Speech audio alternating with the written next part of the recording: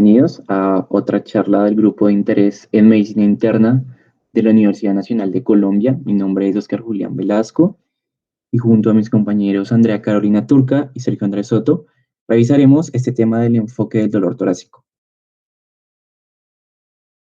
Este es el contenido de la charla. Iniciaremos con la introducción, epidemiología, herramientas útiles en el enfoque diagnóstico, condiciones potencialmente mortales y otras condiciones comunes.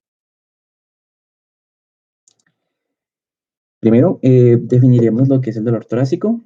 El dolor torácico es cualquier sensación molesta o desagradable que el paciente perciba entre la base de su cuello y el límite inferior de la cavidad torácica, demarcado por el diafragma. Este tipo de dolor puede tener distintas manifestaciones con diferentes presentaciones y le va a dar ciertas características que han tipificado ciertos tipos de dolor torácico. Por ejemplo, tenemos la angina de pecho o angina pectoris. Es un dolor de tipo compresivo o aplastante, intensidad leve a moderada, de localización external, a veces con irradiación a hombros, brazos, cuello y mandíbula. Mayormente, su etiología es la isquemia miocárdica. La angina la podemos categorizar como estable o inestable en relación si se exacerba o manifiesta con el esfuerzo físico o si se alivia con el reposo. Luego tenemos el dolor de tipo pericárdico. Es un dolor agudo, descrito en forma de punzada de alta intensidad, mayormente retroesternal o precordial izquierdo, con irradiación a hombro izquierdo, de duración persistente y que no se alivia con el reposo, en distinción de la angina de pecho. Luego tenemos el dolor de tipo disecante. Es un dolor agudo, es descrito como desgarrador o de arrancamiento, muy intenso, localización común en la cara anterior y posterior del tórax. E irradiaciones a cuello y espalda, es de un inicio abrupto y persiste en el tiempo. El dolor disecante tiende a ser de mayor manifestación en aquellas personas que sufren de hipertensión arterial. Luego tenemos el dolor pleurítico. Es un dolor agudo en forma de puñalada, muy intenso, con ubicación focal en la zona de la pared torácica que está siendo afectada por la etiología que genera el dolor. Ejemplo, neumonía, pleuritis, neoplasias. Es un dolor persistente y que se agrava con la inspiración profunda.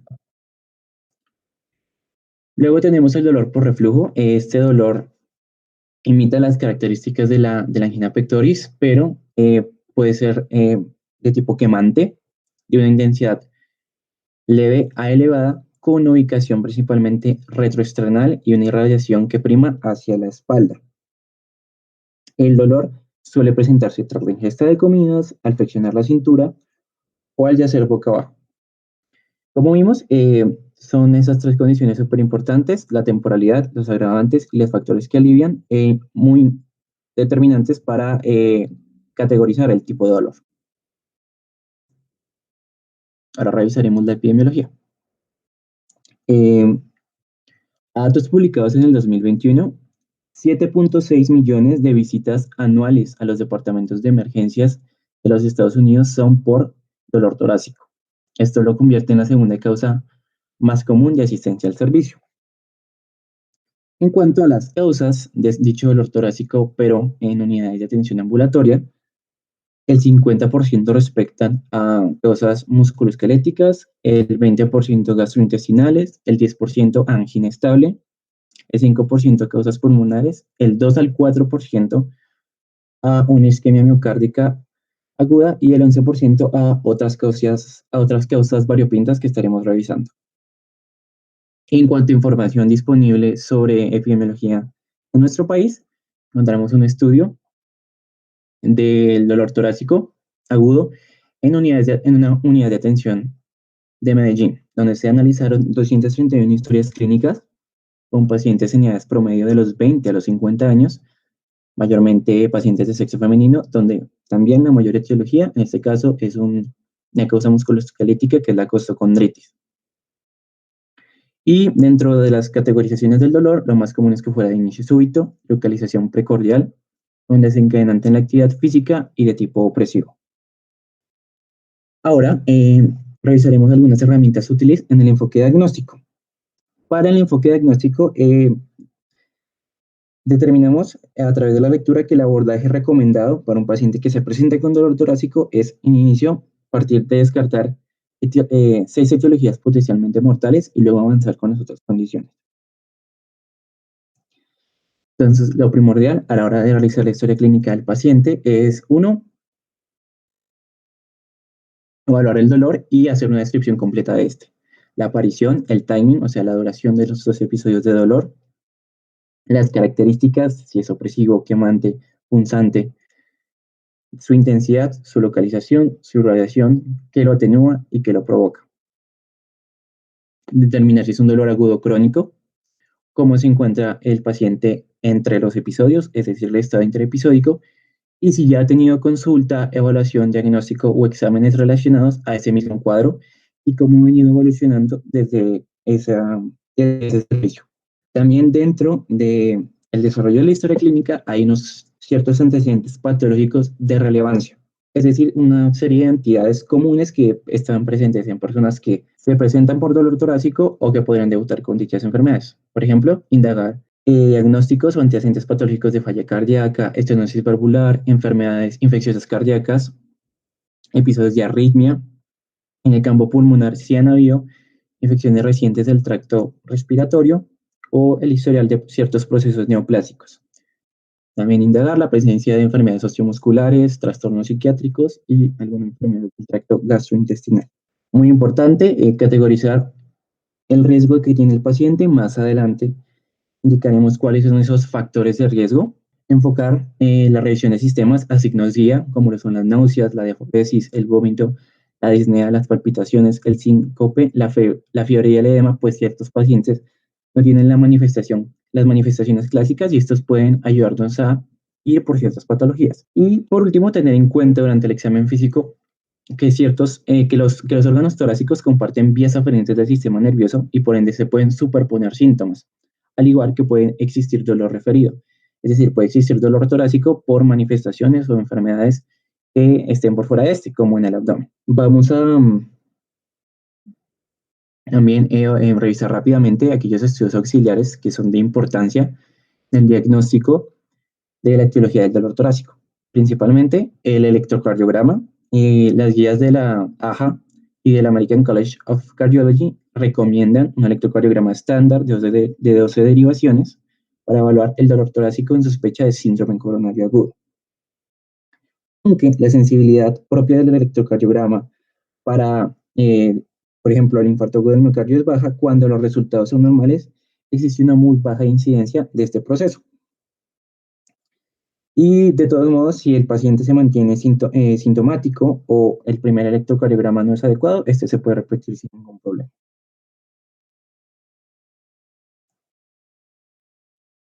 Luego tenemos los biomarcadores cardíacos, en este caso la troponina I y la troponina T, que son de utilidad para la evaluación de infarto agudo del miocardio.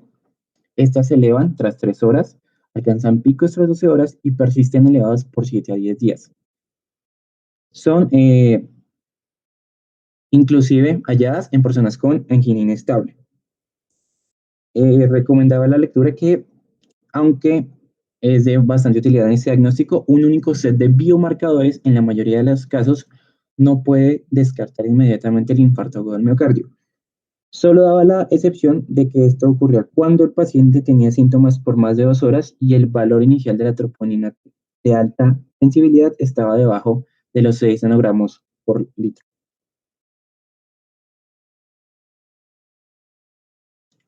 También tenemos el dímero D. Este es de utilidad para el embolismo pulmonar. El dímero D está relacionado con la producción de trombos. Entonces, se puede elevar en ciertas patologías, aunque, como veremos ahorita en la tabla, en otros procesos. Es decir, no es 100% característico, pero con ayuda por ejemplo, del pretest para embolismo pulmonar y otra serie de herramientas diagnósticas, puede ayudar a descartar dicha patología. Y pues la utilidad del test va a depender de características de base del paciente y la sensibilidad y especificidad del mismo test empleado. Por ejemplo, aquí tenemos en este cuadro una serie de condiciones, patologías que pueden aumentar los niveles de dímero D en el plasma. desde una persona que está con un embarazo como un paciente que esté cursando con algún tipo de enfermedad neoplásica o enfermedad renal. Otros estudios que se recomiendan está el hemograma para evaluar conteo de glóbulos blancos y determinar si hay un probable proceso infeccioso que esté generando el cuadro o si hay cuadros sugestivos de anemia. Luego tenemos el peptide auricular natriurético, donde los niveles sobre 100 pg sobre mililitro tienen una alta sensibilidad para la falla cardíaca, mientras los niveles de 50 pg por mililitro tienen un alto valor predictivo negativo para la falla cardíaca. Luego están los gases arteriales. No son rutinarios en el diagnóstico del dolor torácico, pero pueden ayudar a determinar si hay una patología que esté alterando la relación ventilación-perfusión. Por último, en los apoyos diagnósticos tenemos las imágenes diagnósticas, la radiografía de tórax, que se debe obtener en todo paciente que tenga sintomatología de tipo pulmonar, que tenga inestabilidad hemodinámica y que presente alguna de las potenciales causas mortales. Por ejemplo, en pacientes con disecciones aórticas, el 90% de ellos va a tener alteraciones de relevancia en LRX. También tenemos la resonancia nuclear magnética, la tomografía computarizada con sus adaptaciones específicas para estos tipos de patología. Tenemos algunos métodos especializados como la ecocardiografía transesofágica, que es especial para la disección aórtica. Sin embargo, necesita una persona especializada con harta experiencia en el manejo de este procedimiento. Y las angiografías, que son mayormente varias de estas patologías como el gold standard de diagnóstico.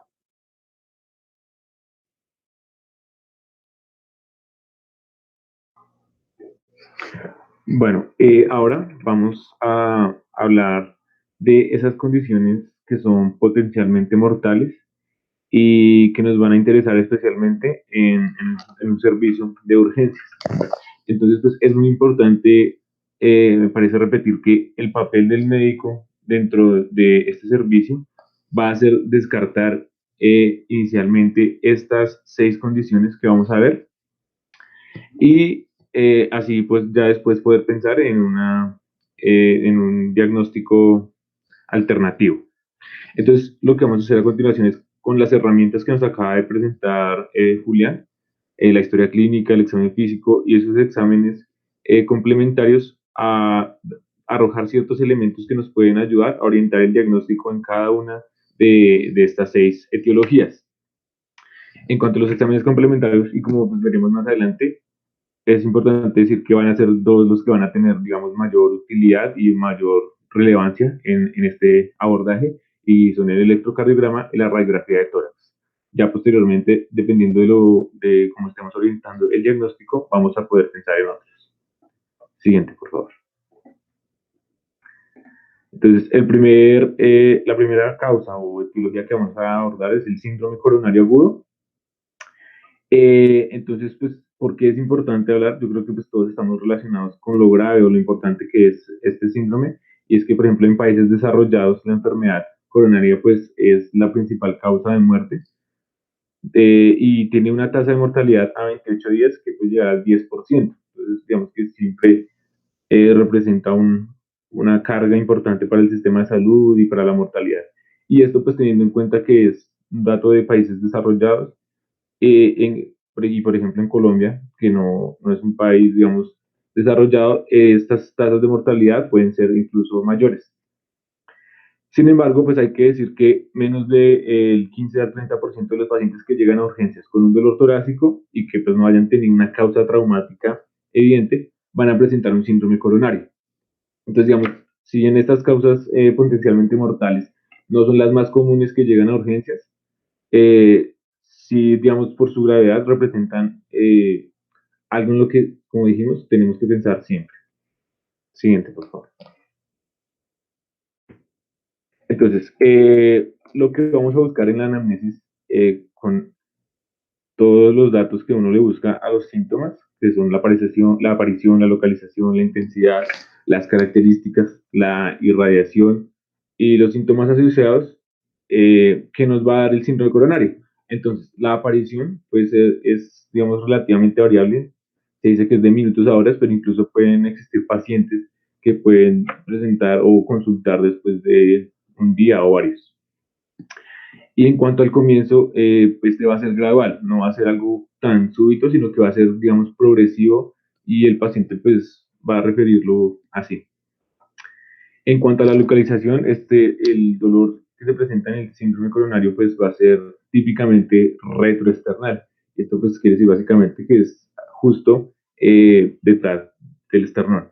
Sin embargo, pues también se refiere que puede ser algo orientado hacia el hemitórax izquierdo o subesternal. La intensidad también pues va a ser variable, pues pueden llegar pacientes que simplemente refieran un dolor no tan intenso, como pueden llegar pacientes en un estado mucho más grave que refieran un dolor pues muy alto. El carácter o las características de este dolor pues es un dolor opresivo y muchas veces ni siquiera se refiere como precisamente un dolor, sino como una incomodidad o como un peso, algo que está incomodando al paciente y que lo siente ahí en esa área retroesternal. La irradiación, pues es algo muy importante a destacar en la presentación del síndrome coronario agudo y es que típicamente se suele irradiar a miembros superiores, bien sea el izquierdo, el derecho o ambos, a los hombros, a la mandíbula o al cuello. En cuanto a qué lo atenúa, qué lo agrava, digamos que no tiene ni atenuantes ni agravantes porque por definición el síndrome coronario agudo digamos, no se atenúa al reposo como si lo hace otra causa isquémica de dolor que es la angina estable. Y tampoco responde, digamos, a la administración de nitratos. En cuanto a los síntomas asociados, pues encontramos que principalmente síntomas de que se manifiestan por ese compromiso que puede tener el paciente y la respuesta simpática que puede presentar, que son la diaforesis o náuseas, vómito que pueda tener. Siguiente, por favor. Sin embargo, pues hay que decir que no todos los pacientes van a presentarse con esta angina pectoris, sino que existen ciertos pacientes que pueden tener una presentación atípica. Y estos son principalmente adultos mayores, personas con diabetes y mujeres. Esta presentación atípica, pues si bien no va a tener la angina, va a presentarse o pues, tiene varios síntomas que nos van a hablar de que una persona puede tener un síndrome coronario agudo. Y son la disnea, que tenga náuseas o vómito, fatiga, que tenga alteración del estado de la conciencia, que pueda presentar un síncope o un presíncope. Son estos eh, síntomas que se dan en esta presentación atípica. Al ser, digamos, atípica y no ser lo que normalmente se espera que presente un paciente con un síndrome coronario agudo, muchas veces puede confundir al médico y puede, pues, desorientarlo. Por lo que muchas veces esta gente que tiene una presentación atípica va a tener un peor pronóstico, pues por ese retraso normal que se daría en el diagnóstico y en el tratamiento. Siguiente, por favor. Bueno, entonces también es importante evaluar y preguntarle los factores de riesgo que pueda tener un paciente que nos llega al servicio de urgencias con un dolor torácico. Y estos factores de riesgo para presentar pues, el síndrome coronario o enfermedad coronaria son el sexo, que sea una persona de sexo masculino, que tenga una edad mayor a 55 años, una persona con obesidad, que tenga antecedentes familiares de enfermedad coronaria, que tenga diabetes, que tenga hipercolesterolemia, hipertensión, que sea tabaquista. Entonces, pues es, digamos, bien importante esto porque, como veremos también más adelante, nos ayuda a estratificar al paciente junto con otros parámetros. Siguiente, por favor. Bueno, en cuanto al examen físico, hay que decir que pues, muchas veces el examen físico no es de tanta utilidad en el contexto del síndrome coronario agudo porque muchas veces es inespecífico. Y como vimos, hay pacientes que pueden llegar con un estado más grave o menos grave. Entonces, digamos que se dice que el examen físico no nos permite diferenciar entre una causa cardíaca isquémica o otra causa no cardíaca de dolor torácico. Sin embargo, pues dependiendo del compromiso que pueda tener el paciente, puede tener una alteración del estado hemodinámico que se va a presentar principalmente con signos de falla cardíaca, que pues dependiendo del área que esté comprometida, puede ser falla cardíaca izquierda o derecha. Entonces el paciente puede presentarse con estertores, con signos de hipoperfusión periférica, puede presentar un ritmo de galope o que tenga un S3, puede presentar irritación yugular, reflejo hepatoyugular, perdón, o edema periférico, y esto, repito, pues dependiendo del grado de compromiso que tenga ese paciente. Adicionalmente, también se pueden presentar un soplo que el paciente no tenga previamente, un soplo sistólico principalmente nuevo, y es muy importante, digamos, dentro de lo que es descartar causas que no sean potencialmente mortales, que no sea reproducible a la palpación, porque un dolor que sea reproducible a la palpación no nos va a hablar de un dolor de síndrome coronario agudo, sino más bien de una causa en la pared torácica, como una costocondritis o alguna otra enfermedad musculoesquelética. Siguiente, por favor.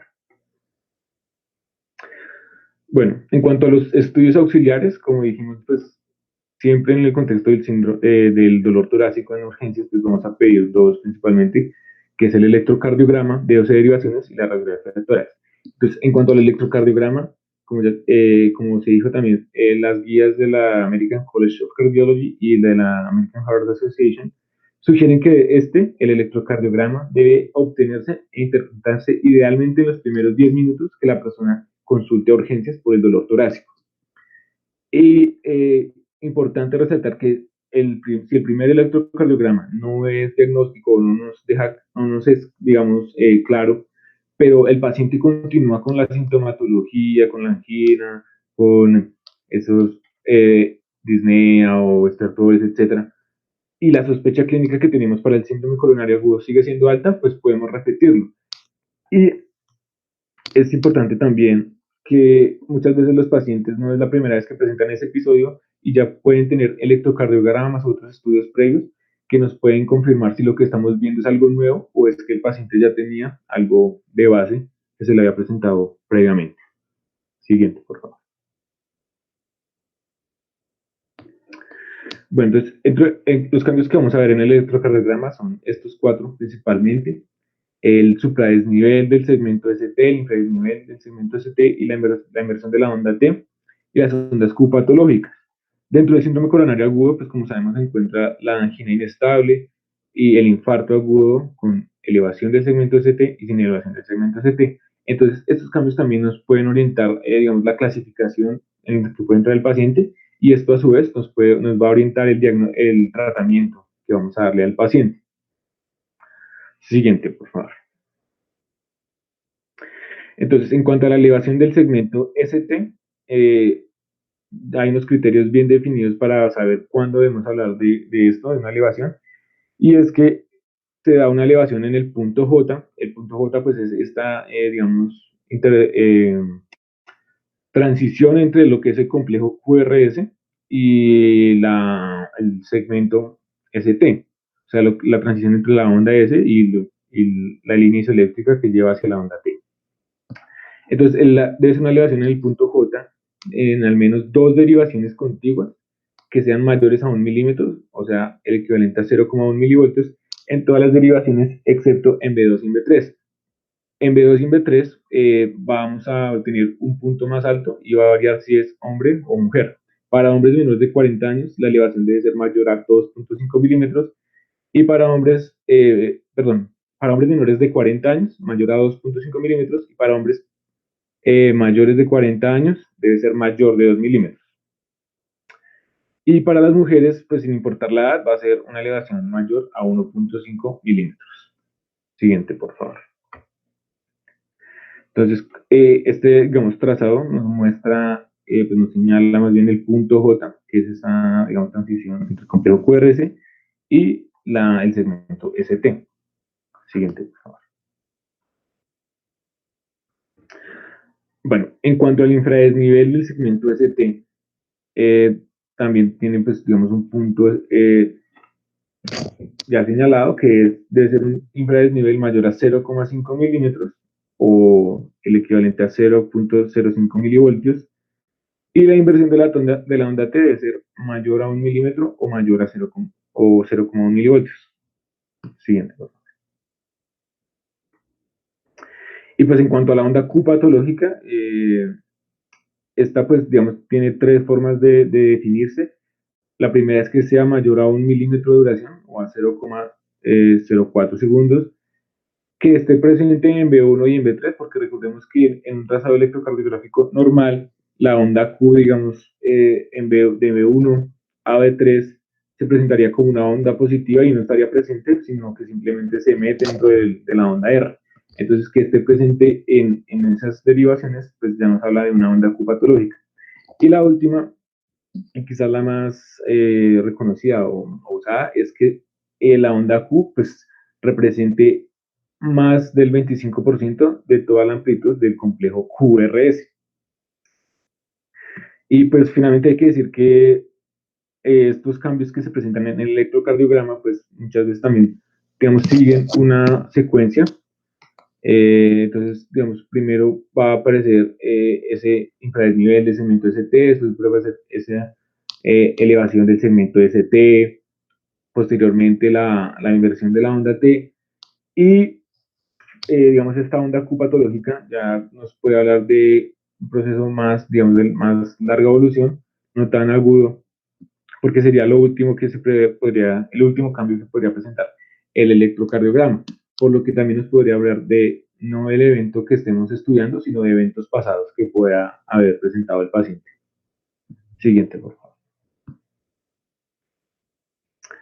Ok, cuando ya hemos, pues, digamos, analizado el trazado electrocardiográfico, es posible, digamos, pedir otros biomarcadores que ya nos van a confirmar definitivamente el diagnóstico, si tenemos pues un infarto agudo del miocardio o si tenemos pues alguna angina inestable, porque recordemos que en la definición universal de infarto, lo que nos define verdaderamente el infarto son las troponinas, porque estas nos evidencian directamente la lesión miocárdica producto de la isquemia. Entonces, ante esa sospecha clínica, vamos a pedir pues, troponina y esencial, pues preferiblemente se quisiera tener las troponinas ultrasensibles que, pues digamos, se elevan en un periodo más corto de tiempo, pero pues estas no están disponibles en todos los lugares. Adicionalmente, cuando no se tenga esas troponinas, es posible utilizar la CKMB, que pues no es tan recomendada, pero si no hay otra opción, también podría servir. Y la definición es que la elevación o digamos el incremento en la troponina debe ser un valor por encima del percentil 99 de los valores de referencia. Y se manejaría igual para la CKMB. Adicionalmente, pues a todo paciente con que se le confirme un síndrome coronario agudo, es ideal, digamos, valorar su función cardíaca y cómo está, digamos, todas las cavidades y el flujo dentro del corazón, y para eso es necesario realizar también un ecocardiograma transtorácico. Siguiente. Entonces, pues también es importante siempre estratificar a los pacientes cuando tenemos la sospecha de este síndrome coronario agudo, y para esto existen pues diversas escalas que nos hablan de la probabilidad y posteriormente también de la probabilidad de tener un evento adverso cuando ya se ha confirmado. Existen diversas escalas como la escala de la TIMI o otras escalas de probabilidad, y esta que es la Hart Score, que pues digamos es la que ha tenido últimamente como mayor aceptación porque nos relaciona elementos de la historia, del electrocardiograma, de la edad, representa factores de riesgo y los valores de troponina, y nos clasifica a los pacientes, digamos, en tres grupos, dependiendo de si presenta de 0 a 3 puntos, de 4 a 6 o de 7 a 10. Y también en cada grupo nos da una probabilidad de eventos adversos cardiovasculares mayores en las siguientes 6 semanas, y cómo debemos orientar también el manejo de ese paciente, si pues podemos darle de alta o si debemos hospitalizarlo para que se quede en observación o hacerle pues unas estrategias más invasivas. Siguiente, por favor. Bueno, la segunda condición potencialmente mortal es la aguda. Esta patología es una incidencia, tiene una incidencia estimada de 3 de cada 100.000 pacientes por año. Sin embargo, es estimada y no es la real, ya que muchos pacientes mueren antes del diagnóstico. La disección generalmente comienza con un desgarro en la capa interna de la pared aórtica, lo que ocasiona que haya un flujo de sangre entre la capa íntima y la media. Y este flujo de sangre pulsátil provoca la propagación de la disección con la posterior obstrucción de ramas arteriales, que evidentemente conduce a lesión isquémica en las áreas pues perfundidas por estos vasos. Siguiente. Para esta patología vamos a encontrar una clasificación. Se clasifica según la duración de sus síntomas y su presentación en aguda o crónica, correspondiendo la fase aguda de las 2 primeras semanas de la presencia de síntomas y donde es más probable que se produzcan complicaciones mortales. Y tenemos la otra, que es la clasificación anatómica, que tiene dos clasificaciones según el sistema Stanford y según el sistema DeBakey. Y según el sistema Stanford, se clasifica en tipo A y tipo B. Entonces, las tipo A son las disecciones que involucran la aorta descendente, sin tener en cuenta dónde se originó el desgarro en la íntima. Y la tipo B son todas las demás disecciones. Y en el sistema DeBakey, este sistema se basa en el sitio de origen del desgarro. Por ejemplo, en el tipo 1 es cuando se origina en la aorta descendente y se propaga por lo menos al arco aórtico. El tipo 2 cuando se limita solo a la aorta descendente.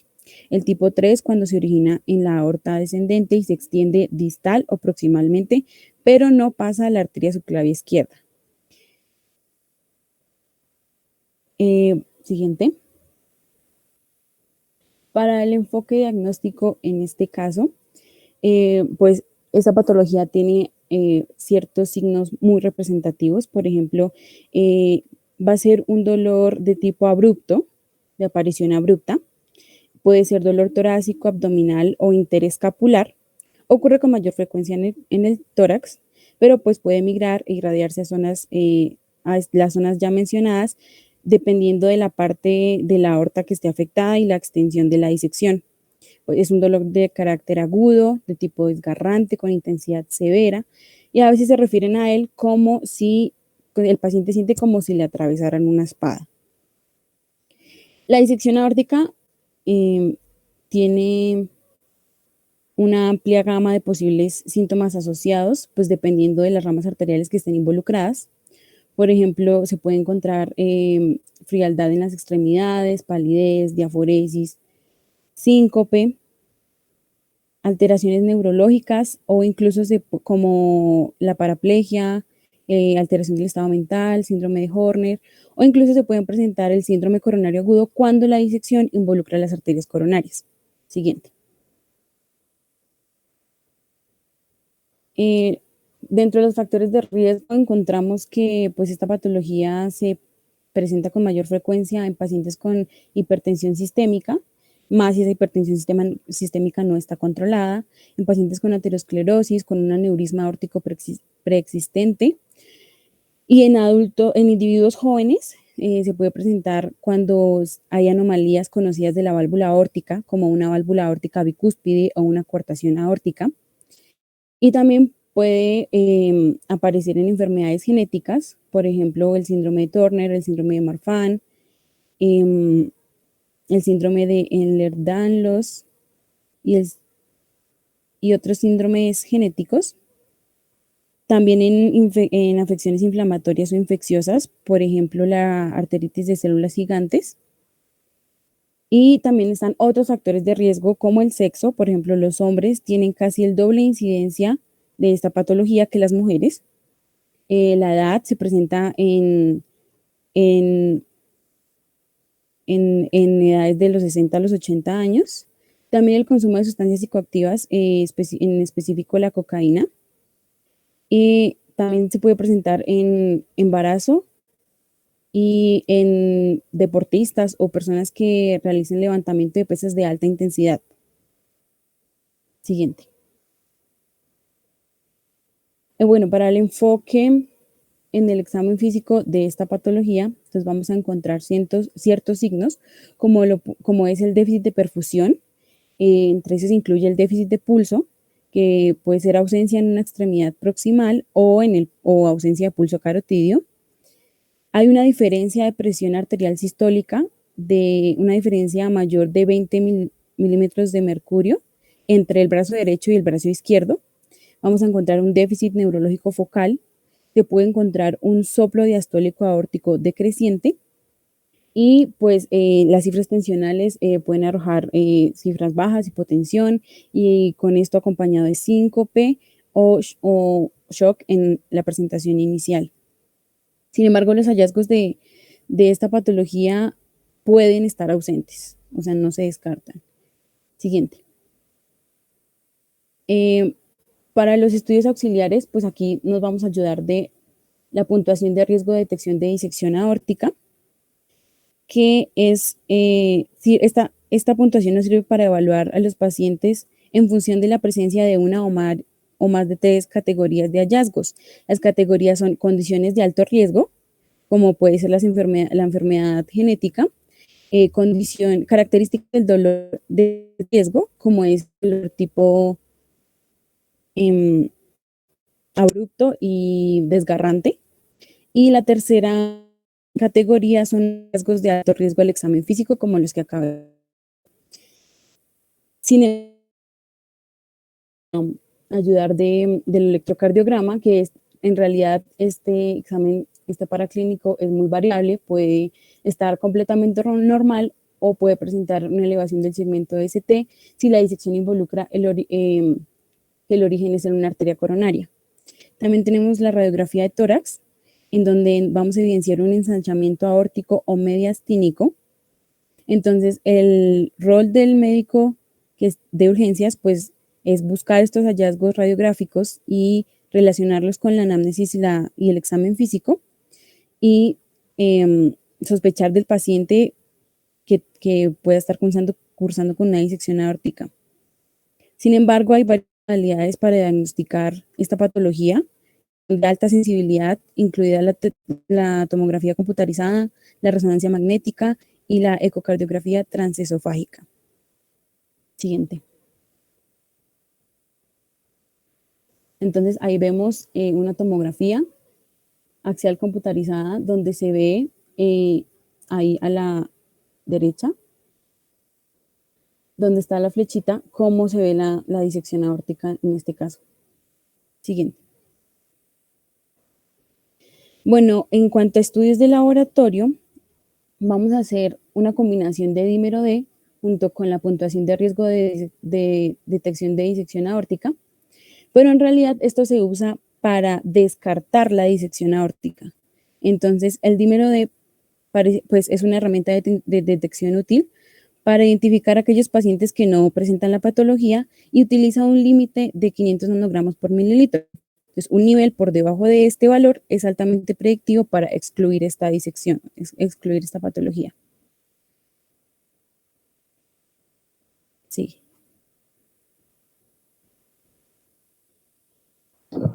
Bueno, ahora pues vamos a hablar del embolismo pulmonar. Este pues también es de suma importancia. Se estima que tiene una incidencia de un caso por cada 1000 habitantes. Sin embargo, también pues como en la disección aórtica aguda, también existe una subestimación de la incidencia. Cuanto a la mortalidad, pues digamos que va a variar dependiendo de las comorbilidades que pueda presentar el paciente, como algunas pues, enfermedades pulmonares, y además pues, del tamaño que pueda tener el trombo, porque hay trombos de menor tamaño que muchas veces ni siquiera pueden tener un significado clínico. Hay trombos de mayor tamaño, que pues son los famosos trombos en silla de montar, que se alojan en ramas de la arteria pulmonar, en ramas lobares, y que pues ya van a tener, digamos, una morbimortalidad mucho más elevada.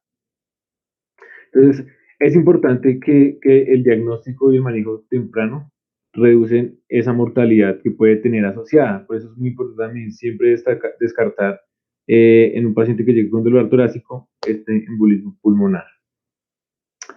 Entonces también, pues, aunque la principal causa de este embolismo pulmonar es la trombosis, o sea, relacionada esencialmente con una trombosis venosa profunda, el embolismo pulmonar pues no solo es por esta trombosis, sino que también puede presentarse por embolismos grasos, embolismos de líquido amniótico, etcétera, pero pues como veremos ya va a estar siempre principalmente relacionado con la trombosis venosa profunda. Siguiente. Entonces, ¿qué vamos a tener en la anamnesis y en la presentación de este dolor? Cuanto a la aparición, pues va a ser de minutos a horas también. Y es una, digamos, aparición más abrupta, más, digamos, eh, como, sí, repentina que puede tener el paciente, a diferencia, pues, digamos, del síndrome coronario agudo, por ejemplo, que tiene una aparición más insidiosa. En cuanto a la localización, pues esta va a ser variable y esto va a depender pues, de dónde esté ubicado ese trombo o ese émbolo que se alojó pues, ya en alguna de las arterias pulmonares. La intensidad pues también es variable y también digamos, va a tener relación con ese tamaño del trombo. Y pues es importante decir que no siempre la persona puede que tenga un tromboembolismo pulmonar va a presentarse con dolor torácico. Muchas veces el paciente pues, puede presentarse con disnea sin dolor y esa ser simplemente su única sintomatología. Entonces es importante también tener en mente que no porque no tenga dolor torácico el paciente vamos a descartar este posible diagnóstico. Cuanto a las características, pues es un dolor pleurítico, pues como lo definió el compañero Julián al inicio de la presentación, es este dolor que es, digamos, más localizado como punzante, agudo, que se incrementa con los movimientos respiratorios, etc.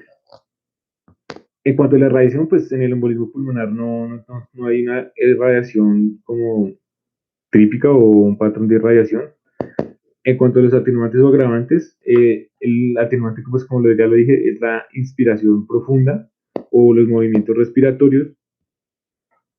Y síntomas acompañantes que puede tener el paciente, pues naturalmente la disnea, que pues, puede ser la queja principal, tos, hemoptisis, fiebre, digamos, no tan elevada, y algunos signos y síntomas de trombosis venosa profunda que van a estar o sea, en relación con esa principal causa del tromboembolismo pulmonar.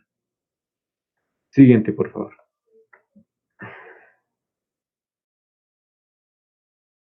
Entonces, ¿qué vamos a tener en cuenta en estos antecedentes que pueden ser factores de riesgo para el paciente? Pues principalmente vamos a tener estos procesos que nos lleven o que nos favorezcan la producción de trombos, que es la inmovilización prolongada que pueda tener el paciente, como por ejemplo en un viaje extenso, en un viaje en avión de 15, 16 horas que la persona esté sentada y no se está moviendo, pues puede ser un factor de riesgo. Asimismo, también la hospitalización. Sabemos que pues, los pacientes que están largos periodos internados en hospitales, pues tienen siempre ese riesgo de formar trombos. Bueno, en este punto también es importante decir que si bien los miembros inferiores son siempre como la principal lugar donde se pueden formar estos trombos, estos en realidad pueden pues, formarse también en miembros superiores o en otros lugares de la circulación venosa y no siempre va a ser ahí. Por lo que estos signos que nos hablan de la trombosis venosa profunda, como se le llama unilateral, no siempre va a ser así, sino se presenta la mayoría de veces, pero no por eso, no porque no esté presente, tampoco vamos a descartarlo. Otros pues, factores de riesgo son un procedimiento quirúrgico reciente, especialmente cirugías ortopédicas, que el paciente haya tenido un trauma, pacientes embarazadas, pacientes con cáncer. Todo esto pues porque estos son estados que favorecen la formación de trombos o que la persona tenga una historia personal o familiar de hipercoagulabilidad, algunas enfermedades que pues también favorecen esto, como pues puede ser el síndrome antifosfolípido, entre otros. o el uso de anticonceptivos y en general pues cualquier medicamento que incremente los niveles de estrógeno. Siguiente, por favor.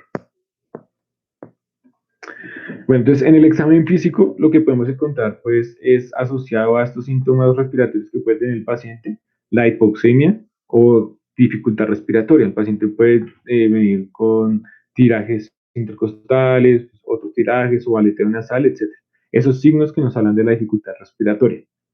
Adicionalmente, pues eh, la trombosis venosa profunda, dependiendo pues, perdón, el tromboembolismo pulmonar, dependiendo de la ubicación y el tamaño del trombo, nos puede generar por mecanismos retrógrados hipertensión pulmonar y nos puede llevar a una sobrecarga en el ventrículo derecho, en la aurícula derecha, etcétera, que se puede manifestar como unos signos de sobrecarga del ventrículo derecho y en últimas, pues, si se hace más de forma más intensa o más crónica, puede llevar a una falla cardíaca derecha, que nos hablaría de un cor pulmonar que podría presentar el paciente.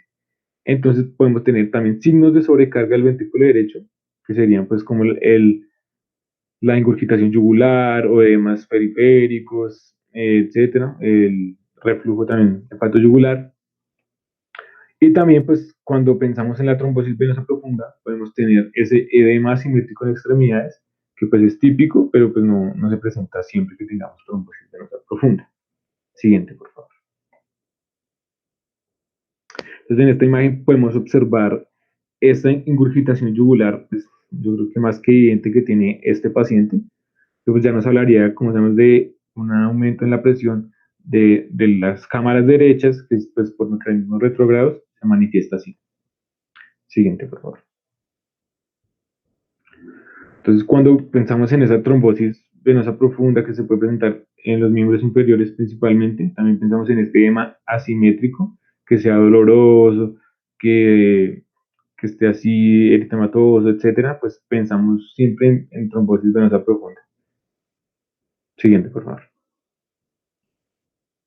Bueno, entonces, cuando pensamos ese tromboembolismo pulmonar, es muy importante que estratifiquemos al paciente. Y para esto, pues, existen diversas escalas y formas de clasificarlos. Y una de estas, la más conocida, son los criterios de Wells, que, pues, nos hablan de varios criterios. Entre estos, pues, los síntomas clínicos de la trombosis venosa profunda y que no hayan otros diagnósticos que sean más probables que la trombosis, que el tromboembolismo pulmonar. Ambos nos dan un puntaje de 3. Que tenga una frecuencia cardíaca mayor de 100 latidos por minuto, una inmovilización que haya sido mayor a 3 días o cirugía en las 4 semanas previas o que haya tenido un antecedente de trombosis venosa profunda o tromboembolismo pulmonar previo, estos tres últimos nos dan un puntaje de 1.5. Y por último, que el paciente tenga hemoptisis o que tenga algún tumor maligno, cáncer, pues nos van a dar una puntuación de 1. Entonces, con esto podemos clasificar al paciente en 3 grados de probabilidad. Una alta, que sea un puntaje mayor de 6, una intermedia, que sea un puntaje entre 2.1 y 6, y una probabilidad baja, que sea un puntaje menor a 2. Entonces, con esto, pues nos va a orientar a qué debemos hacer con el paciente. Entonces, cuando tengamos un paciente con probabilidad baja, podemos mirar otros criterios que nos van a ayudar, digamos, a definitivamente descartar este paciente porque es muy poco probable que tenga una trombosis, un tromboembolismo pulmonar. Siguiente, por favor. Ahí. Entonces, cuando tiene esta probabilidad baja, miramos los criterios de PERT, que si se cumplen todos, pues ya definitivamente descartamos al paciente. Ahora, si no se cumplen todos, el paciente puede ya irse a un estudio o someterlo a un estudio del dímero D, que también va a ser el mismo camino que si nos da un paciente con probabilidad intermedia.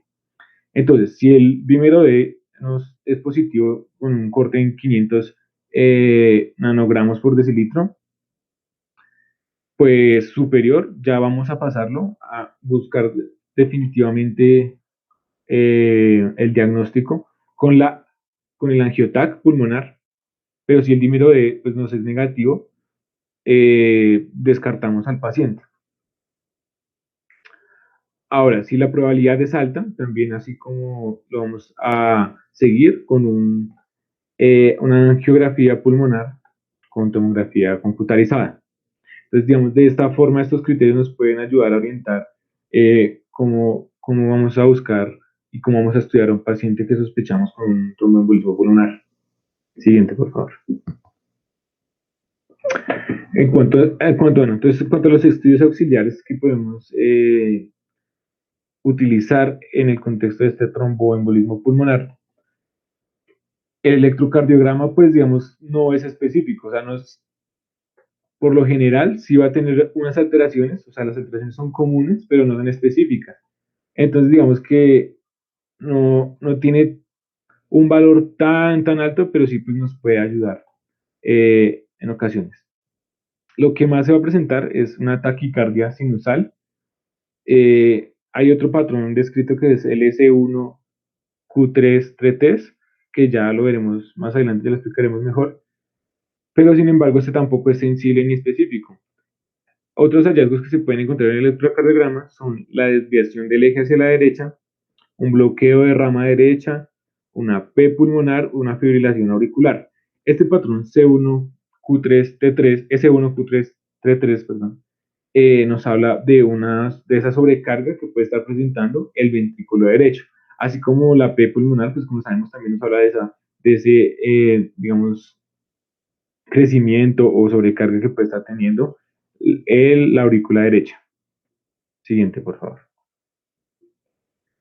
Entonces, este trazado nos muestra lo que es el patrón de S1Q3T3, que es que en la derivación de 1, pues vamos a tener una S profunda, y en la derivación de 3, pues vamos a tener estas ondas Q patológicas y ondas T invertidas.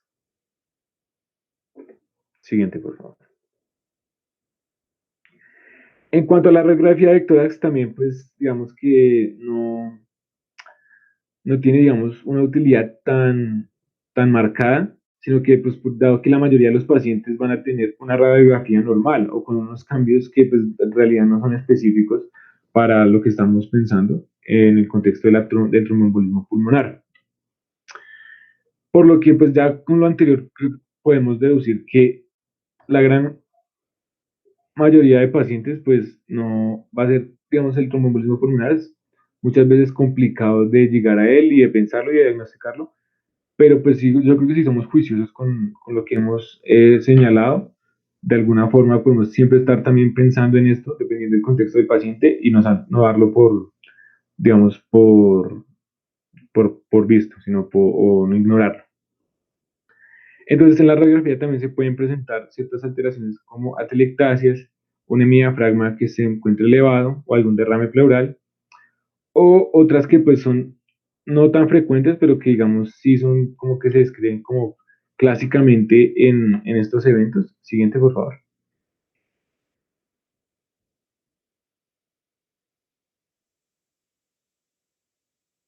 ¿Qué sería esta eh, que característicamente va a estar pegada a la base pleural? Y esto pues nos habla ya más bien de un proceso, digamos, marcado por el infarto que puede tener ya el parénquima pulmonar producto de la obstrucción por el émbolo. Adicionalmente también está el signo de Westermarck, que es una disminución de las marcas vasculares distal a la ubicación del émbolo. Entonces, en la radiografía, esto se va a mostrar como un área radiolúcida que pues va a hablarnos de que ahí hay una alteración del patrón vascular normal. Siguiente, por favor. Entonces, en esta imagen a la izquierda, podemos ver la flecha señalando esa joroba de Hampton, que es esta opacidad en forma de cuña que está ahí cerca de la base pulmonar, o está más bien en la base pulmonar, que nos habla pues de ese infarto que tiene el parénquima. Y en esta imagen, esta tomografía en B, también se marca con la punta de flecha, la joroba de Hampton, y las flechas nos señalan la ubicación del émbolo, que se puede ver muy bien ahí. Siguiente, por favor.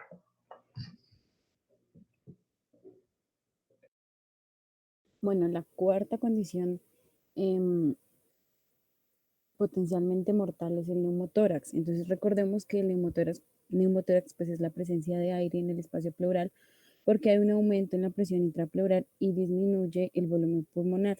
Esto pues causa un colapso pulmonar que puede ser parcial o completo. El neumotórax puede ocurrir después de un traumatismo o procedimiento pulmonar o aparecer de forma espontánea en pacientes que tengan una enfermedad pulmonar subyacente o en pacientes que no la tengan. Entonces, a los pacientes con enfermedad pulmonar subyacente se les conoce como neumotórax secundario y se presenta más que todo en pacientes mayores de 55 años. Y en los pacientes que no tienen la enfermedad pulmonar se le dice neumotórax primario. Aunque independientemente de la etiología, pues la acumulación del aire en el espacio pleural puede conducir a un neumotórax a tensión con compresión del mediastino y provocando un rápido deterioro clínico y pues la muerte si no se reconoce. Eh, con respecto al neumotórax primario, este neumotórax es de 3 a 6 veces más común en hombres que en mujeres y generalmente se presenta entre las edades de entre 10 y 40 años. Siguiente.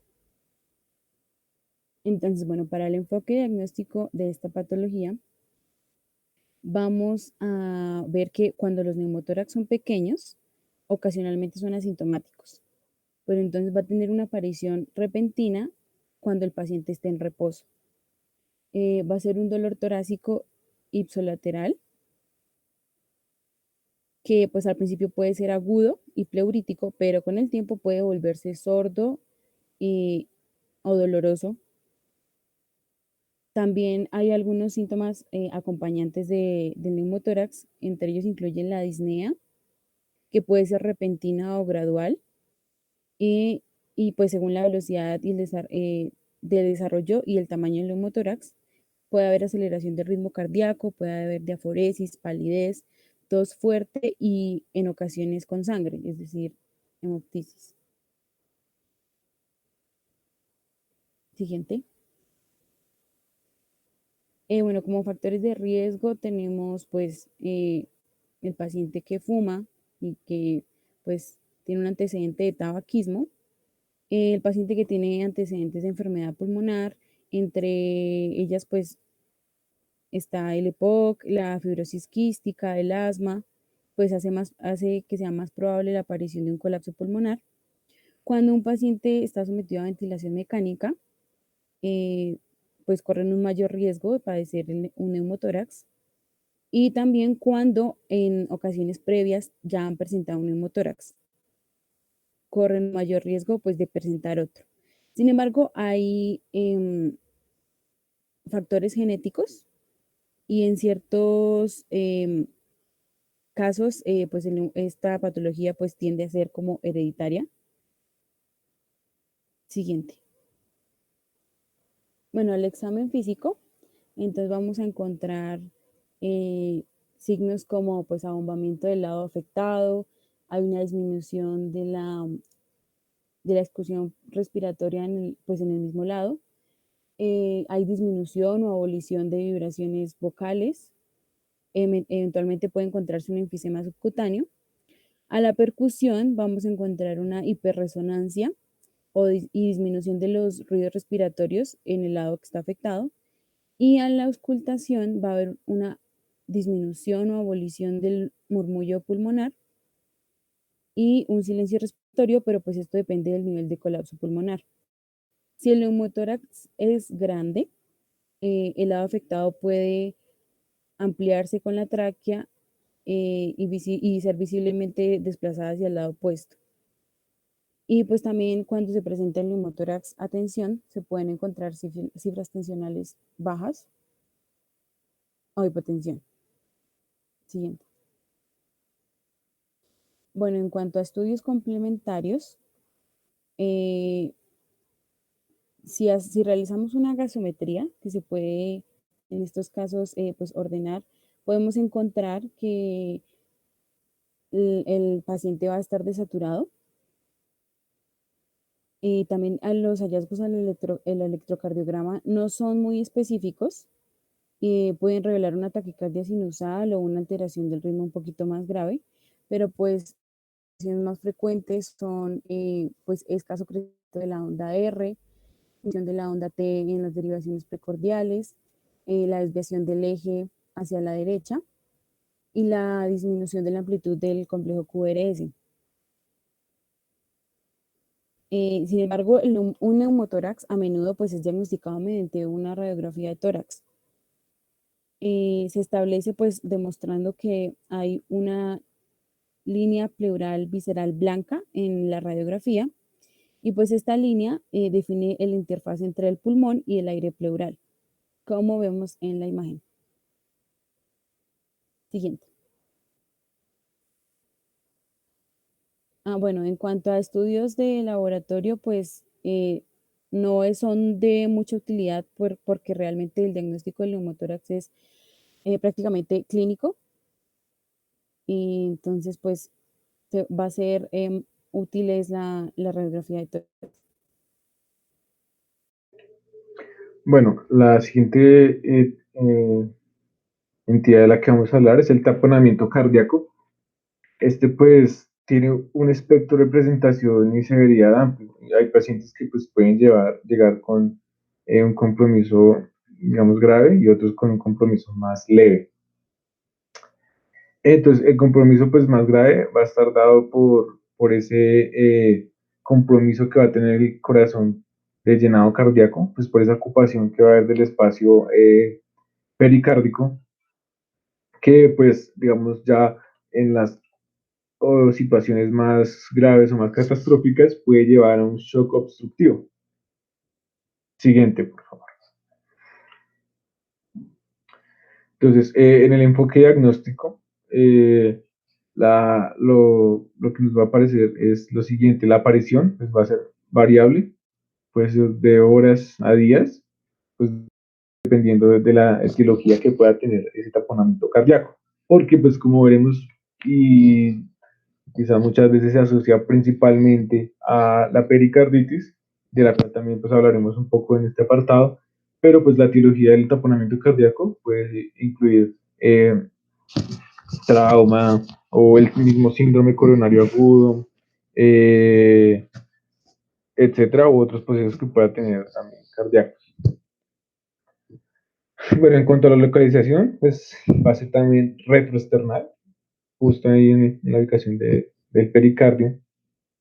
La intensidad, pues es un dolor severo, el paciente sí lo refiere como un dolor muy, digamos, fuerte, insoportable. El carácter, las características que va a tener este dolor, pues es punzante, también pues es pleurítico, que es este dolor pues punzante, agudo, que también se incrementa con los movimientos respiratorios. No presenta una irradiación importante o que se deba señalar.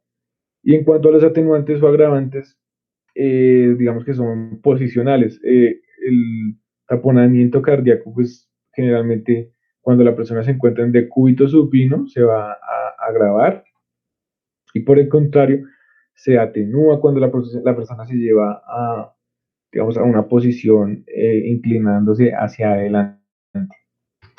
Siguiente, por favor.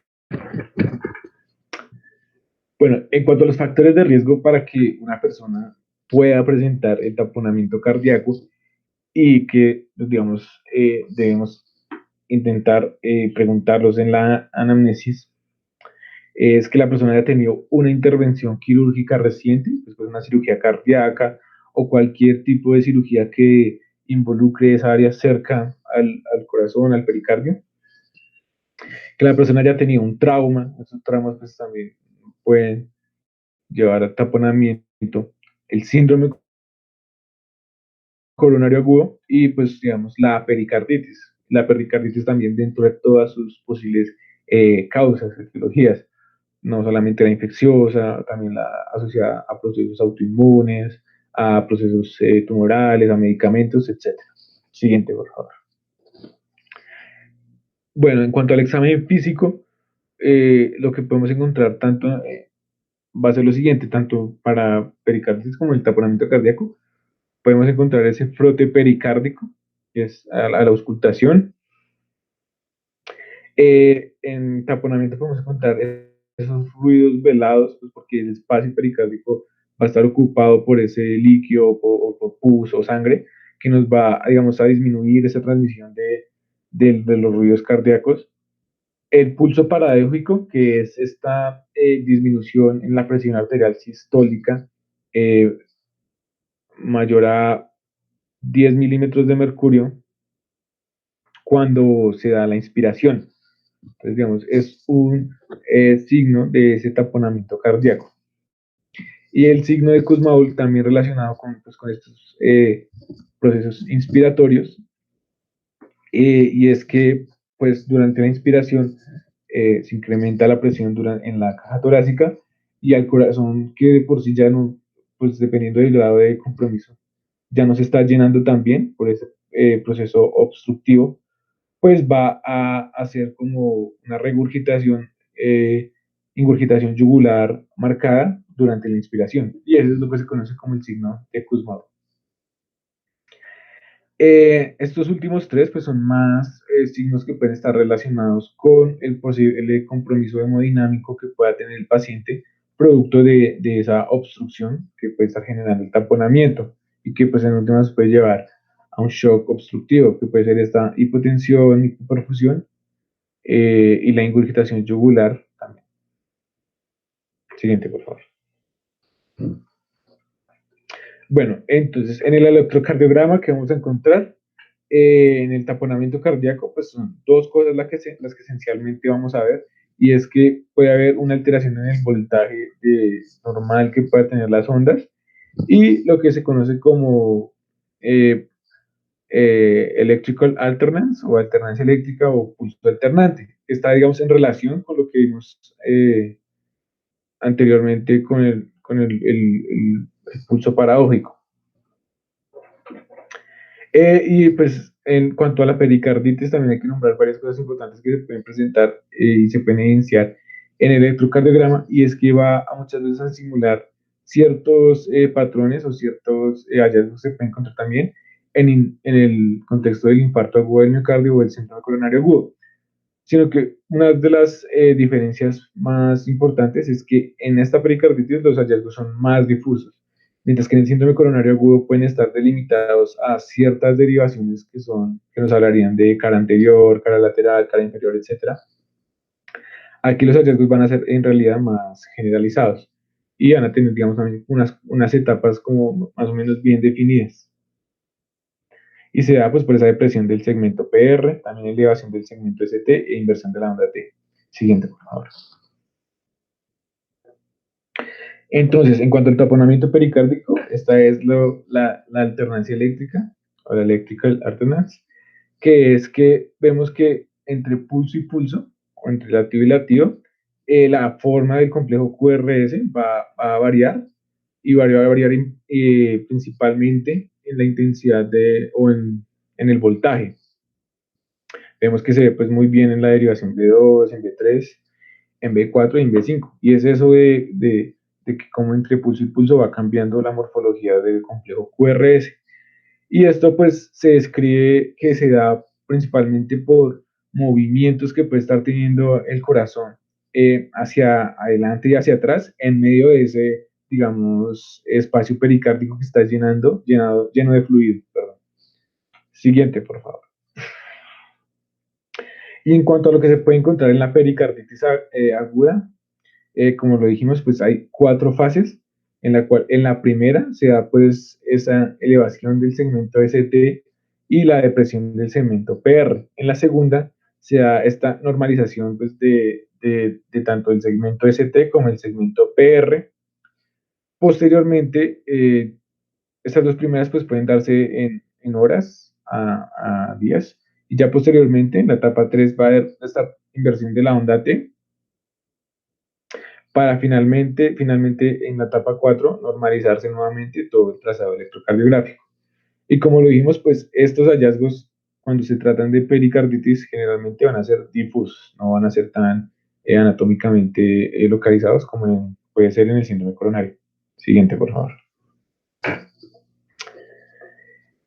Bueno, en cuanto a los estudios auxiliares la radiografía del tórax, digamos, sí nos puede dar ciertas también herramientas, la cual sería pues en el taponamiento un incremento en esa silueta cardíaca característica y va a tener, digamos, una morfología diferente, va a parecer más como un balón o como si estuviera inflada esa silueta cardíaca que pues normalmente no es así. Y se ha descrito normalmente como un corazón en bolsa de agua. Siguiente, por favor.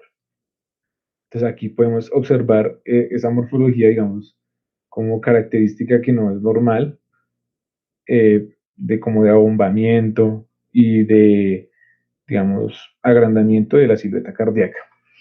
Siguiente, por favor. Pero digamos que para el diagnóstico, digamos, definitivo y cuando se sospeche este taponamiento cardíaco, y no solamente para diagnosticar, sino para hacer el seguimiento y para evaluar y o descartar que no tenga ningún taponamiento, es ideal usar una ultrasonido, sino que pues digamos como conocemos, este tiene la limitante de que es operador dependiente, si necesita una persona que verdaderamente tenga experiencia haciendo el ultrasonido y que nos pueda, digamos, clarificar bien si se está en presencia o no de un taponamiento cardíaco. Siguiente, por favor. Bueno, entonces como última patología potencialmente mortal tenemos la mediastinitis.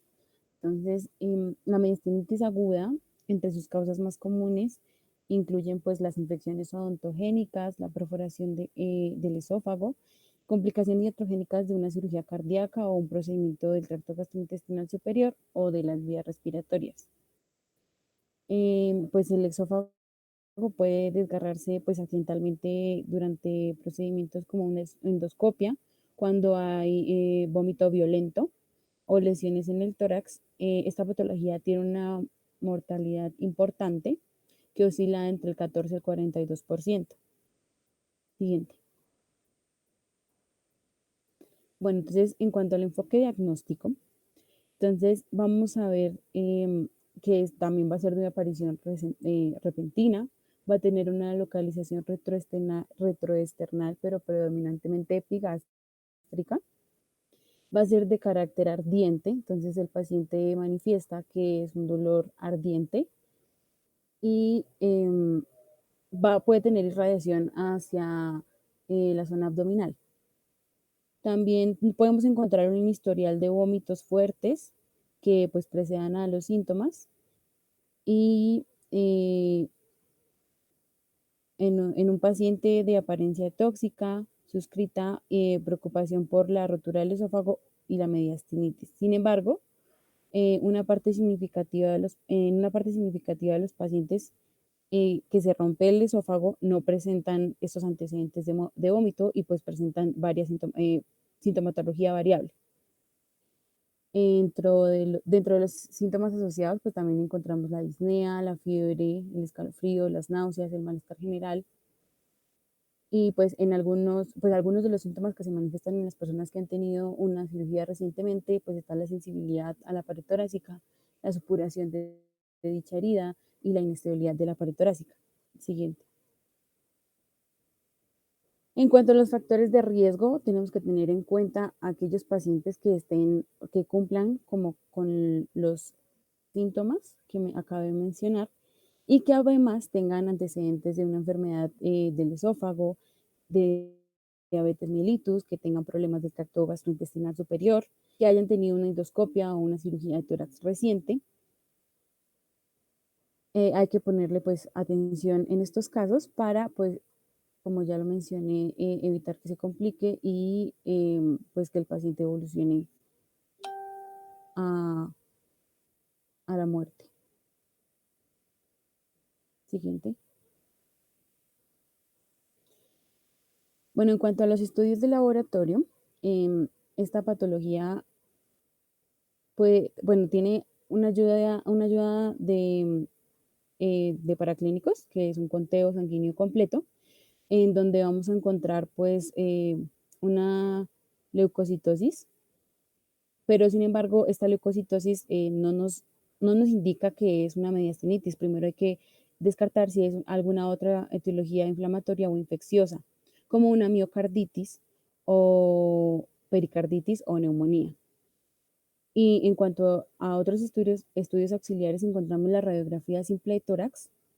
Inicialmente, que casi en todos los casos es anormal cuando el paciente tiene perforación esofágica y mediastinitis, y por lo general pues revela que hay aire en la cavidad, y, y podemos encontrar el signo del diafragma continuo. Entonces normalmente el corazón tiene que hacer silueta con el diafragma.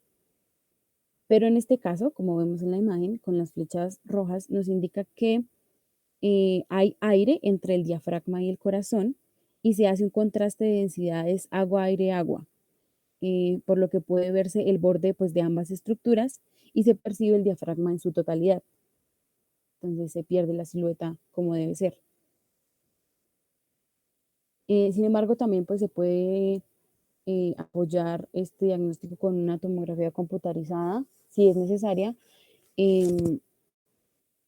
y también una tomografía del abdomen cuando se sospecha de una perforación esofágica que es de difícil localización.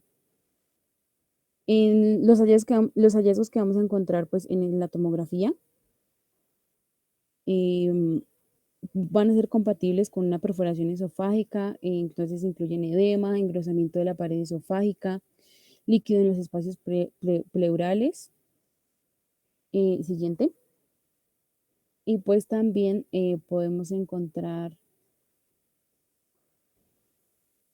ahí está la tomografía, los hallazgos y también el síndrome de Boerhaave, o también se le dice síndrome de esfuerzo del esófago, que pues es una perforación esofágica, pero es causada por vómitos excesivos.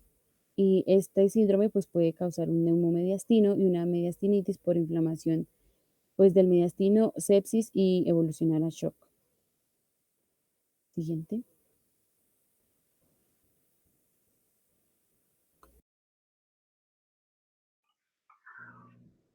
Bueno, pues este es un algoritmo interesante que, que nos presenta, pues, digamos, el manejo que puede hacérsele a un paciente que llega con un dolor torácico, digamos, de forma más abreviada.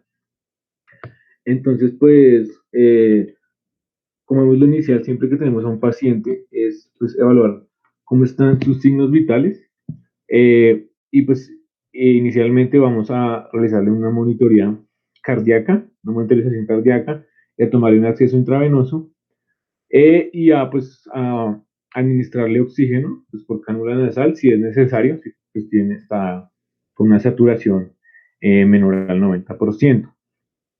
Y después de esto, pues íbamos a proceder a tomar la historia clínica y el examen físico, como ya pues lo hemos revisado. Ahora, si es un paciente que está inestable, pues es ideal, o sea, lo que se nos requiere primero es estabilizarlo, tanto pues el ABCD y con los criterios, con los protocolos de ACLS, etcétera, estabilizar al paciente, la vía aérea, que esté bien perfundido, etcétera. Posiblemente si el paciente ya está estable o lo estabilizamos, vamos a obtener pues los dos exámenes que hemos mencionado, el electrocardiograma de 12 derivaciones y una radiografía de tórax.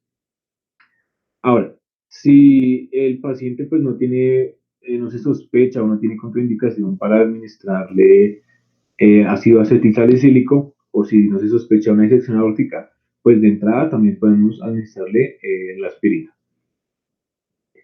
Entonces, si el electrocardiograma que realizamos pues, es sugestivo de síndrome coronario agudo, vamos pues, a evaluar, digamos, a clasificarlo dentro de algunas de las etiologías o, digamos, entidades que están en el síndrome coronario agudo. Si es un infarto agudo con elevación del segmento ST, pues vamos a orientarlo hacia revascularización con intervención coronaria percutánea, no fibrinolisis, digamos, si no es posible hacer la intervención coronaria percutánea rápidamente. O si es un infarto sin elevación del segmento ST o una angina inestable, perdón, pues vamos a manejarlo como con los medicamentos que requiere y pues en general vamos a remitir a estos pacientes a cardiología.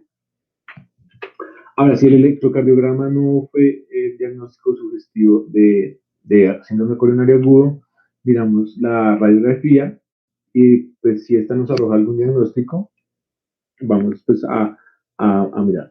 Entonces, si la radiografía fue diagnóstica de neumotórax, pues vamos a tratar, como ya se mencionó, dependiendo de los síntomas y el tamaño del neumotórax, si le hacemos primero la toracocentesis con aguja, después la toracocentesis con el tubo de tórax,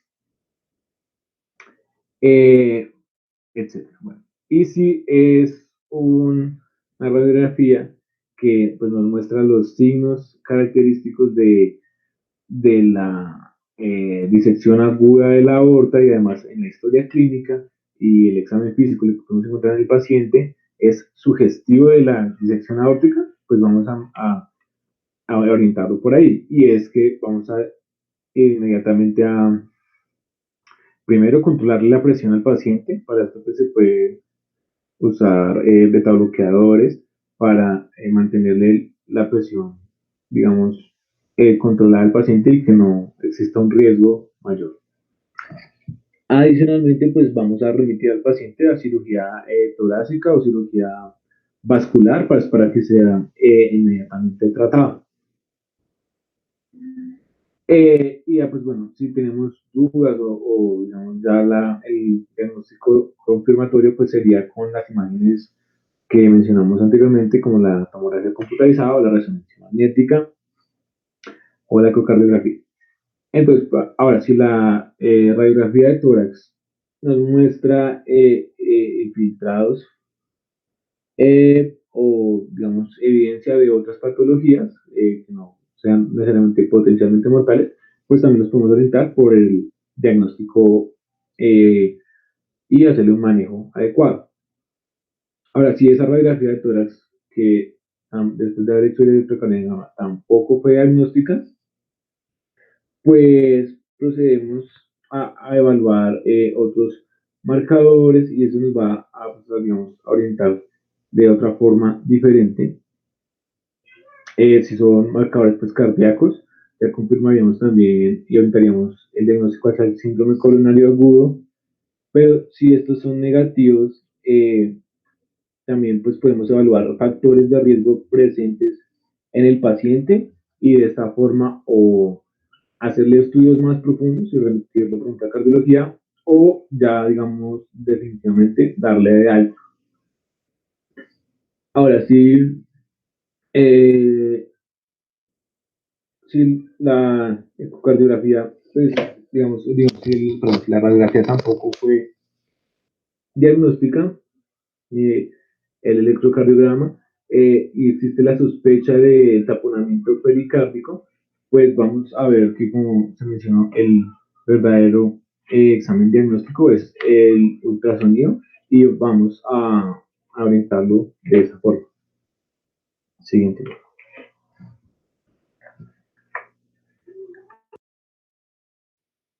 Bueno, a continuación vamos a hacer una revisión rápida de las otras condiciones comunes que pueden generar el dolor torácico, pero que no tienen una potencialidad letal. Como vemos en este cuadro, las dividiremos por el tipo de etiología o zona donde afecta, si es de tipo gastrointestinal, si es de origen psiquiátrico, si es de origen pulmonar, cardiovascular, alteraciones en la pared torácica. Entonces, empezando con las otras causas cardíacas, tenemos la isquemia miocárdica estable. Como ya se dijo, pues ocurre cuando el cuadro de dolor solo se da en condiciones de demanda aumentada de oxígeno, cuando decaen las reservas de este, en el ejercicio, estrés emocional, cambios de temperatura. A continuación, veremos un cuadro de múltiples causas que pueden aumentar o hacer la aparición del dolor. Las manifestaciones de un cuadro estable van a variar en dependencia de la población, por ejemplo, mujeres y jóvenes adultos. lo puede manifestar con o sin disnea, náusea, vómito, síncope, palpitaciones.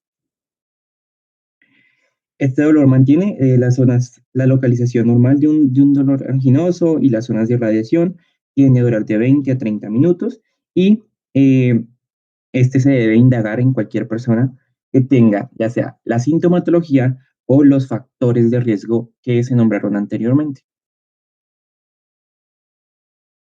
Estas son algunas condiciones que pueden aumentar la demanda de oxígeno o que generan una deficiencia en, en las reservas de oxígeno que pueden hacer debutar el dolor anginoso estable.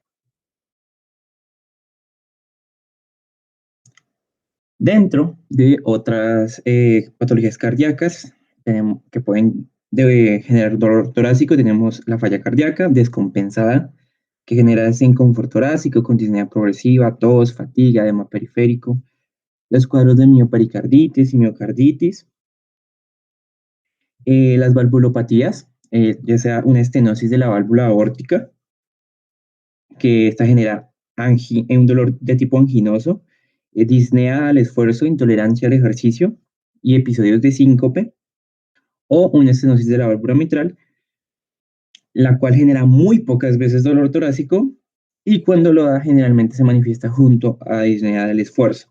En ambos casos, para confirmar los diagnósticos de estas valvulopatías, se hace un ecocardiograma y se refiere a cardiología. Y otra causa es el coronémico.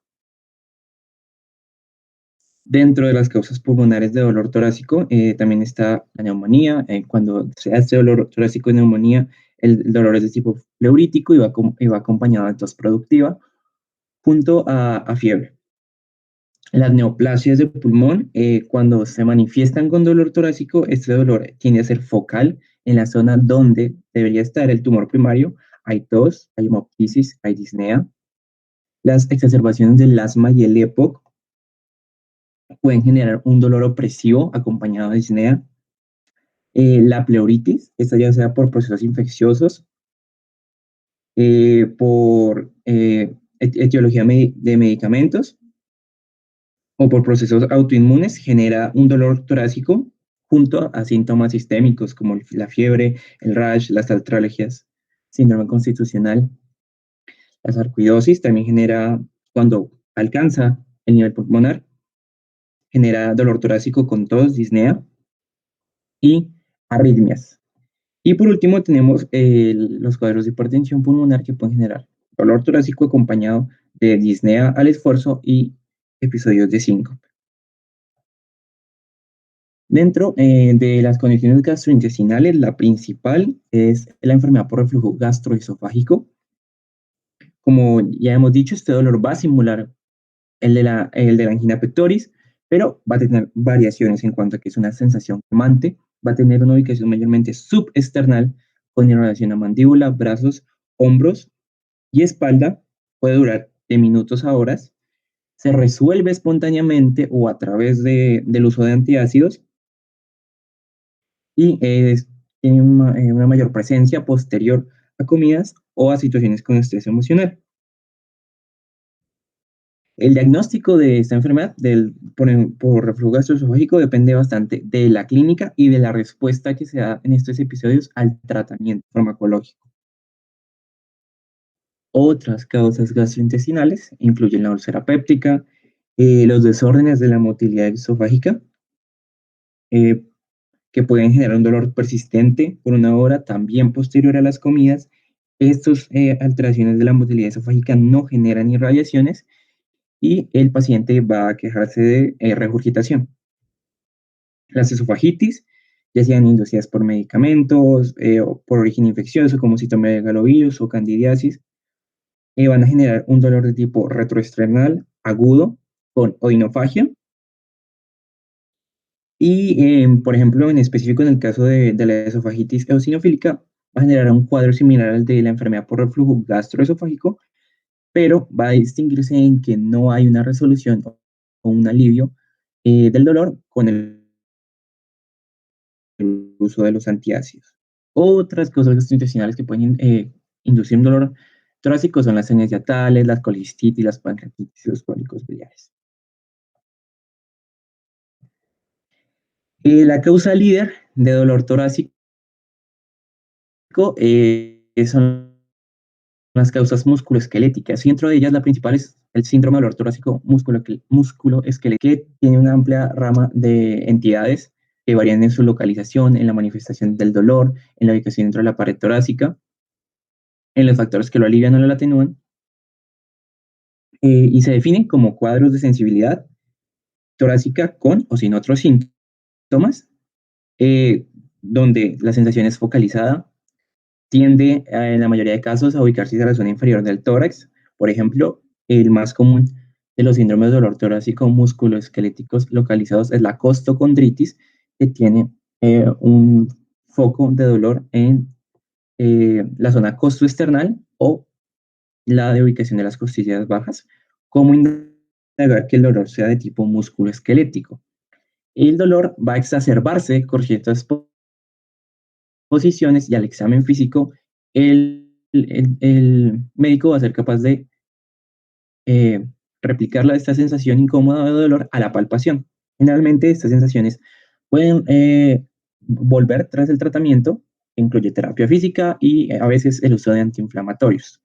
Otras causas musculoesqueléticas que pueden generar dolor torácico son las enfermedades reumáticas, por ejemplo, las fibromialgias, y causas eh, traumáticas como las rupturas de costilla o las lesiones.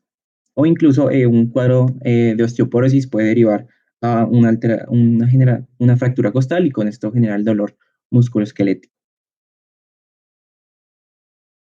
Aquí son algunas de las amplias gamas de síndromes musculoesqueléticos que pueden generar el dolor torácico y las indicaciones clínicas específicas.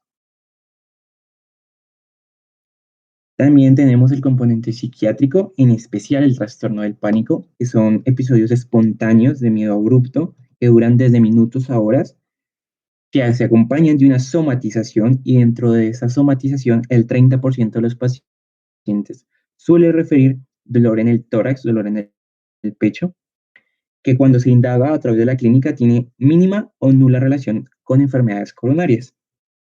Generalmente, en la fisiopatología de este dolor torácico por trastorno de pánico se atribuye al proceso de hiperventilación. Pueden haber o no, mayormente no hay anormalidades en el electrocardiograma cuando la persona tiene dolor torácico por trastorno de pánico, y si lo hay, son hallazgos muy inespecíficos. Los trastornos depresivos y los trastornos ansiosos también pueden propender o existir con dolor torácico y suman a factores suman a progresión, inclusive a enfermedades coronarias a futuro. Y algunas condiciones ya que hacen parte de ese porcentaje pequeño de etiología del dolor torácico incluyen el abuso de sustancias, principalmente la cocaína y las metafetaminas, que aparecen mucho en el espectro clínico que generan, dan síntomas y manifestaciones de isquemia miocárdica, generan arritmias y complicaciones pulmonares, dado la toxicidad aguda, que pueden terminar en una neumonía eosinofílica aguda y en enfermedad vascular. Están los cuadros por dolor referido, es decir, una patología de ubicación abdominal genera un dolor en zona torácica o a través de alteraciones de los discos cervicales o de los ligamentos de la pared torácica.